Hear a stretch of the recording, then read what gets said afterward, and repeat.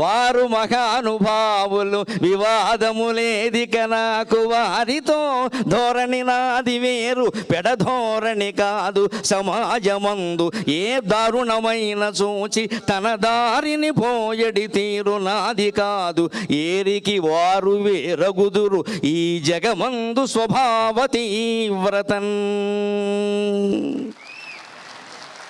విశ్వామిత్రుడు వశిష్ఠుడు ఇద్దరూ మహర్షులే, ఇద్దరూ బ్రహ్మర్షులే. కానీ వారిది వశిష్ఠ గోత్రం, నాది విశ్వామిత్ర గోత్రం, కొంచెం తేడా ఉంటుంది.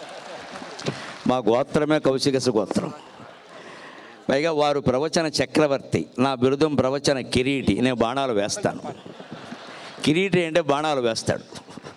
అంచేత నాకు ప్రవచన కిరీటి అని బిరుదం, వారికి ప్రవచన చక్రవర్తి అని బిరుదం. నిస్సందేహంగా చక్రవర్తి వారే ధర్మరాజు, నేనే అర్జునుడిని.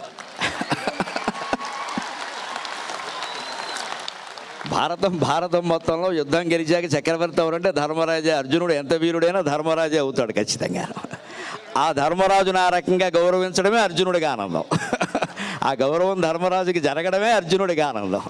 అందుకని వారు ప్రవచన చక్రవర్తి, నేను ఎప్పుడూ ప్రవచన కిరీటిని. ఈ రకంగానే తెలుగునాట 2 రాష్ట్రాల్లోనూ ప్రవచనం ఒక ప్రభంజనమై చైతన్యాన్ని నింపాలి అనేది నా ఆశ పూర్తిగాను.